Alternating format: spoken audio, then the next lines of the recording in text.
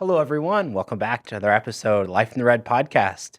Your usual co-hosts, Luke Mullin, Amie Just, coming at you during a busy basketball time. The women's tournament underway and unfortunately over for the Husker women's team already. The men's team getting ready to head up and start its journey as well. So I want to share those recaps, break that down a little bit. We'll touch on some other sports, but I think we should really just get into it right away with the basketball. Looking at the women's team, first of all, pretty tough loss there against Michigan State. We discussed it last time how big this one was for their tournament hopes, and they were close. It's kind of been the story of their season, hasn't it? Mhm. Close, but what is it, 4 or 5 point loss? It just barely escaped them there at the end. Yeah, so it was a 3-point loss. Even closer. Yeah. Even more heartbreaking. Yeah. Nebraska had the ball for the final possession, and Jess Shelley took a shot, missed, and then they got the offensive rebound, and the player who took the final shot, it's escaping me, but it was no good as well. And if it would have gone in, it would have forced overtime, but just too little too late, unfortunately. That's where Nebraska's quest for an NCAA tournament bid come to an end, but their season isn't over. They're one of the best non-NCAA tournament teams, I think. So, they could have a very deep run in the WNIT, and that they will find out their fate for that on Selection Sunday, though I don't believe the WNIT bracket comes out until the Monday after. So they'll know if they got in, and they're, Yep. they should. That would be Absolutely. really dumb if they didn't. They'll get in. There's no question about that. But as far as who the matchup will be, I don't think that gets released until Monday, just because Selection Sunday takes so long for everything else. No doubt. And with them perhaps falling to the NIT, hosting some games, that can be on the cards at least, which I know obviously everyone, the NCAA tournament is the big goal. Everyone is going to be disappointed, but getting the chance to come back to PBA perhaps. Yeah, that's one of the nice things about being one of the better teams in your field is that you probably get to host some games. So there's a benefit to that for sure. But yeah, we will see what happens there over the course of the next week. Yeah, and if we look a little bit more big picture, of course, at this women's basketball season, they started so strong. Lots and lots of podcast episodes ago, we talked about how the injuries, really kind of hurt the team. But down the stretch, just the losses, and it was 6 of their last, or 5 of their last 7. Doing math on the fly, not my strength, but 5 of their last 7 ended in losses. 5-point loss to Michigan. That one was a tough one. 3-point loss to Minnesota, and of course the 3-point loss to Michigan State. It's got to hurt those players knowing how close they were. Just maybe 2 or 3 of those games went another way. The season could have gone another way, and of course you have those big what ifs. Allison Widener, such an important guard for this team in particular. I think that they really missed her down the stretch. I do too. It wasn't that she was like super talented, because she is, right? But she was also just that like bulldog, tenacious player that's not afraid to go on the floor and get loose balls. And I mean, that's how she got hurt, right? So, just trying to fight for something and it goes horribly, horribly wrong. They've missed that, I think. Just that little extra, what she brings. It's unfortunate, but the season isn't over. And they'll just have to see what happens here when the bracket gets released a week-ish from now. Yep, no doubt. We don't have to write the final story of the season yet. Still games left to be played for the women's team. So we'll look forward to seeing how their postseason journey unfolds, especially when we learn that bracket, their placements and whatnot. And for the men's team, some big opportunities coming up. But first, let's just touch on the season finale on the road at Iowa. Real tough game environment, a one that's eluded Nebraska for quite a while since joining the Big Ten. But this Nebraska team, they got it done, 81-77, season sweep over Iowa. First time Yes. since Nebraska has joined the Big Ten that they have done that. Um, And it was it was a game too, where it was tight, the whole way. It wasn't really, we've seen games where Nebraska's fallen behind, where they've had to come back. Opponents have separated a little bit, but 43-39, Iowa led at halftime. Nebraska charging out there in the second half, and Jamarcus Lawrence, he stepped up in this one, 15 points, 5 of 8 from 3-point range, which is huge, because we've seen the changes to this lineup. It feels like every game or every couple games, there's some other role player that's stepping up. We saw Blaise Keita do it. Sam Hoiberg had a couple big games down the stretch. But this bench has really kind of showed up. And after those injuries to Bandamel and Gary, I mean, they've been kind of the force behind this late winning streak, haven't they? Oh, yeah, absolutely. And, like, the Iowa game made no sense. Like, no sense. Like, Nebraska had no business winning that game. But they did, and I just think that shows just how well this team has rebounded after, and I hate this word, but it's very true in this case, after adversity, after adversity, after adversity. Like, if I were just to read these two sentences to you, you'd be like, oh yeah, no way Nebraska wins.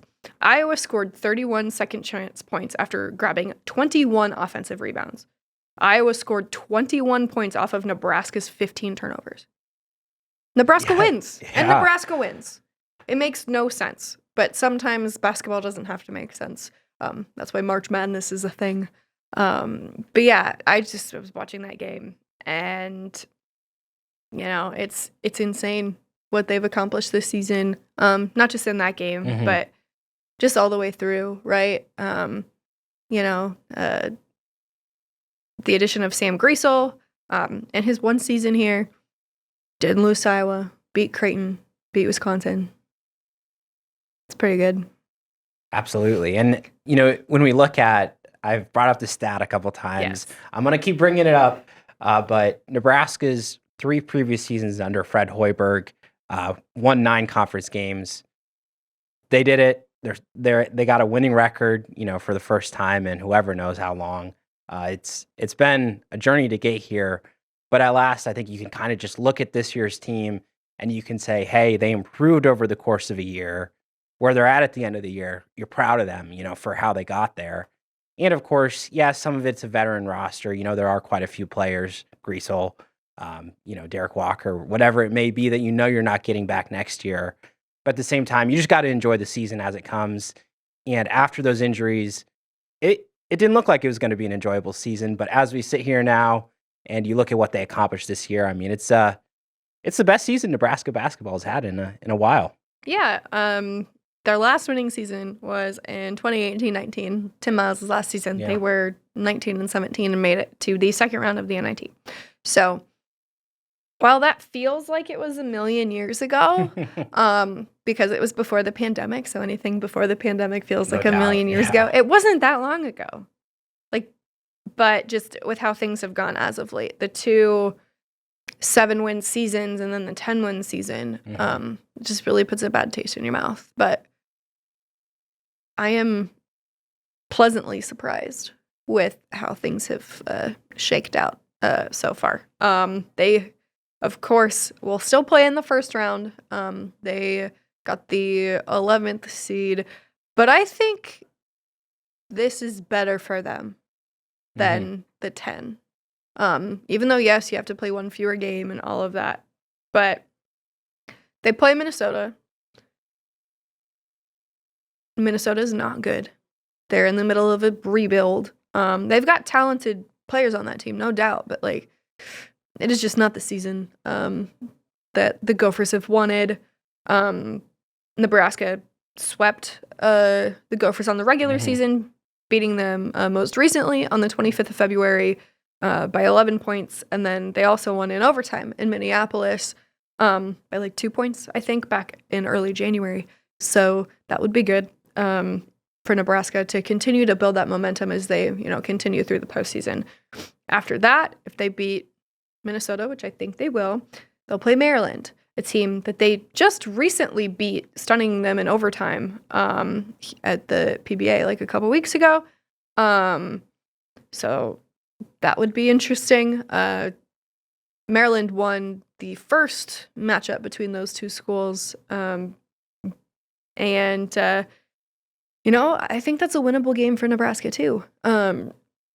So okay, what if they do that? What if they handle Maryland too? Well, then they'll play Indiana, a team that crushed Nebraska earlier this season, but they didn't have Sam Griesel available. So who knows what would have happened, because that came on the heels of their Nebraska's win over Creighton. So I don't know. Things could be really interesting this week, and Nebraska has a pretty decent path if they make the most of their opportunities. And but sometimes, as Sunday showed, sometimes you don't have to make the most of your opportunities and you still win. So, but yeah, I think this is going to be really interesting, and the more wins that they can piece together, obviously, will help them even more in their quest for an NIT berth. And it's exciting, right? Like, most teams are disappointed to get to the NIT, but no, this is exciting for Nebraska. And that's okay. Like, celebrate the little victories. Celebrate a postseason berth, regardless of what it is. Absolutely. Sorry for my long rant there. I was an interim beat writer for them for, a while here down the stretch. So Yes, and you'll be there following along in Chicago as well, which, by the way, that Wednesday game, probably looking about 8:00, maybe a little bit later. 8 at the earliest. Yeah. It'll just depend on how that first game goes. And TV networks just need to understand that basketball games take longer than 2 hours.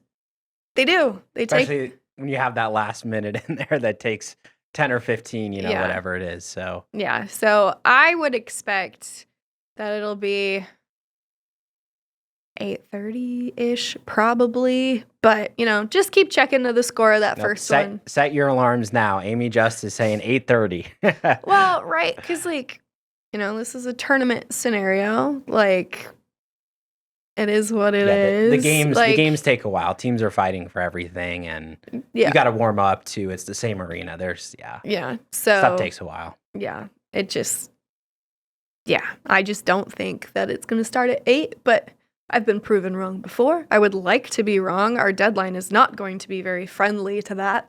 So I would love to be wrong, but I don't think I'm going to be. Well, we will see. You'll be out there firsthand to check things out. So again, Wednesday, Nebraska men's basketball starts off the Big Ten tournament.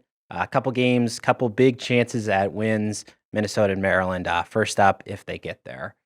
And moving on to a little bit of spring action. Got to talk about some big results for the baseball team here. We spoke about kind of the revival after that really tough San Diego series, sweeping South Alabama.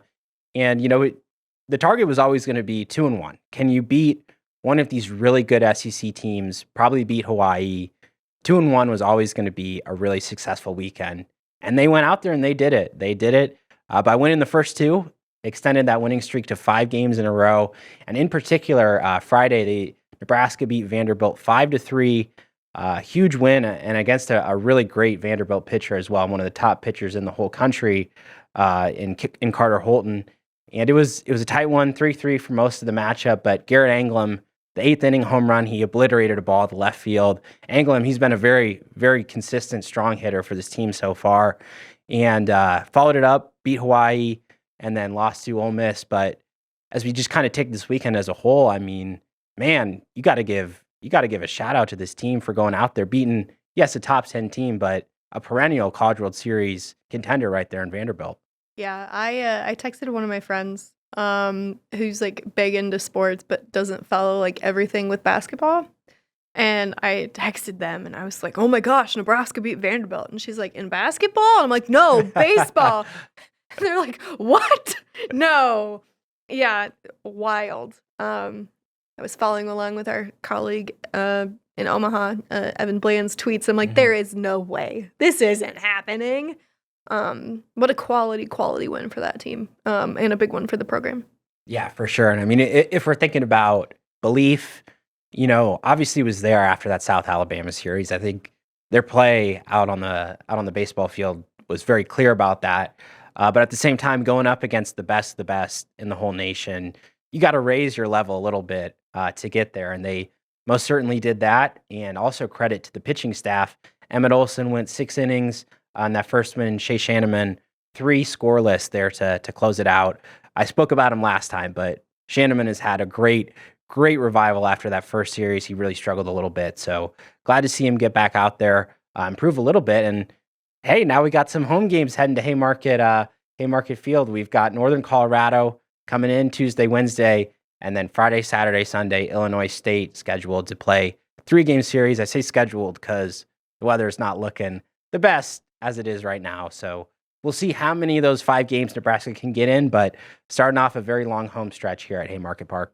When was the last time Nebraska held its opener, like the opening week for Haymarket Park, without any inclement weather issues? I have no idea. You're testing me. I gotta go back in the archives. I don't know. It's probably been a while. March in Nebraska, not always the most predictable, as you know. It was 66 degrees yesterday, and will not be 66 by the weekend. It's like 35 and dreary and windy or whatever today. It's complete reversal. So makes sense. There are plenty of other things going on over the weekend. In wrestling, Silas Allred was the first Husker to win a Big Ten title since 2015. He had an upset in the final, beating Max Dean of Penn State in the 197-pound final. Nebraska, I believe, had 5 guys in the final, which is huge. But Allred was the only one who was victorious with this past weekend to win. But if you do well at Big Tens, you do really well in the NCAAs, because Big Ten is the best conference in wrestling. The NCAAs will be coming up here soon-ish for wrestling, and placing 3rd in the Big Tens will be really, really good for them moving forward. I just felt that he needed a little bit of a shout-out. And, of course, Peyton Robb and Mikey Labriola had their first losses of the entire season over the weekend, losing in the championship matches for their respective weight classes. So really decent showing for the wrestling team. We haven't given them enough love on our podcast, only so much time to do that, but really good season for them so far as the postseason continues. Yeah, total credit to Mark Manning. He does a great job with that program. And this year in particular, I think just from all the weight classes, they've all been competitive. And when you have a guy, the best of the best in the conference, which is the best in the nation, I mean, it shows just the level of, I think, training and preparation that they go through day to day, certainly. Yeah, it's one of the toughest sports. I don't know how they do it. I really don't. No kidding. And then in other news, track and field, 11 bids to the indoor championships for the NCAAs. That's the most Nebraska's had since 2011. That's a long time. Yeah. So how that works is like the top 16 student athletes in every event automatically qualify.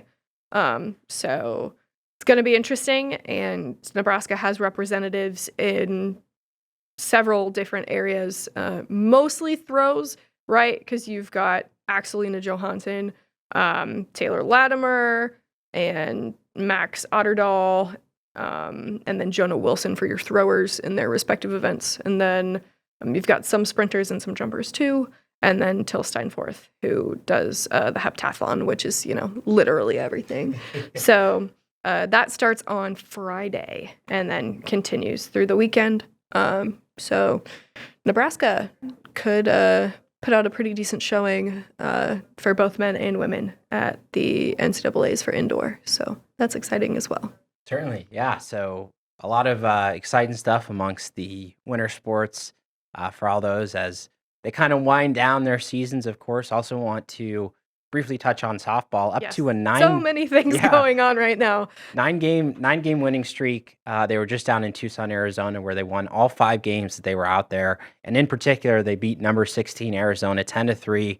That was a big one because we talked a little bit earlier in the year about they were playing these top 10 teams, and that was just kind of the only thing, holding them back from, perhaps, reaching their top potential, their top record. And in particular, Courtney Wallace, she picked up the win in that one. She has been lights out so far this year, doing a great job. And next up, they get to stay a little bit closer to home this week. Wichita State and Missouri State on the docket, Shocker Classic down in Wichita, Kansas.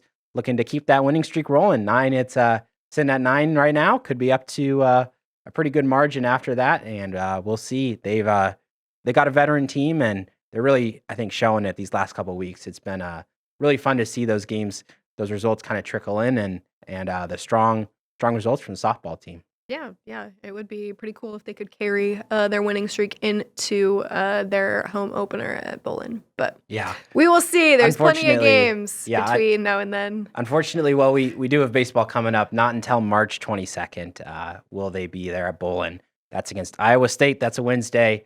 So still quite a lot more matchups to go for the softball team before then. Yeah, crazy. And last note to just touch on a little bit. Heard from Matt Rhule very briefly today. Spring practice starting in 2 weeks. 2 weeks from today, we will see how that goes. But just learned a little bit about kind of the off-season competition, how they divided into teams. Going out in the community, doing community service, going to all these different Husker sporting events. Thought it was just really neat the way that they kind of set that up, and just trying to build that team unity that Rhule's been talking about. Yeah, and I had never quite seen an off-season program so detailed like that before. Obviously you're going to focus on your lifting and your agility and just your off-season conditioning and all of those things, but to put an emphasis on community and building your bonds with your teammates through that, I thought was pretty interesting, and I liked it because it breeds competition, but also brotherhood. Yeah, absolutely. And the other thing that I thought was really interesting too was just the way that Rhule talks about players on this team. He's so supportive to the extent that obviously he's got to be harder. He's got to be a real coach, obviously behind the scenes, but publicly speaking, he's talking about there were guys that were late, guys that were struggling to meet these things, but what he's saying is, he's just trying to get them all on the same page. He's like, I'm never going to call anybody out, anything like that. So publicly, to me, yes, publicly, he will do so behind closed doors, but he will not do so publicly. Good distinction to make. But I just really enjoy that kind of perspective from him. That's what it's all. He says it all the time, pulling on the same side of the rope. He has these kind of analogies that he likes to throw out there, but every time he just kind of talks about stuff like that, it kind of hits me a little bit. It's a really kind of caring perspective from him. Yeah, and a little bit of a different perspective than we've gotten here recently. Him just wanting his guys to be out in the community, him being out in the community, being very present at tennis, at beach volleyball, I'm sure they will be at baseball and softball as their schedule allows. They want to be supportive because the community is so supportive of them, so they want to give back. It's basically how I get a read on that. Yes, and we'll have plenty of weeks and podcast episodes and whatnot to dive into the minutia of spring practice. As I said, coming up in 2 weeks, busy time of the year, competition. They're anticipating a good deal of physicality, not too much, nothing overboard, but wanting to be prepared, wanting to get those guys in real time, real game simulation as best you can, when you're out there on the practice field and whatnot. So we'll look forward to that. One last note, Casey Thompson will probably not be full go. He may throw eventually, but he is still working his way back from that. So don't expect him to be throwing lights out from day one because he's just not quite ready yet, and that's okay. These things take time. The last thing Matt wants, and he said over and over and over again, is re-injury. So they will be patient with not only Casey, but they will also be patient with every other player coming off of injuries, including someone who we talked to today who said he is very much ready to go and wants to be out there. But that is what it is. Best ability is availability. There we go. But anyway, so make sure to follow along Amie Just on Twitter. She will have updates for all of you from the men's basketball tournament. As I said, baseball, softball, important things going on. Appreciate all of you staying tuned at journalstar.com. Once again, thanks for listening to the Life in the Red podcast.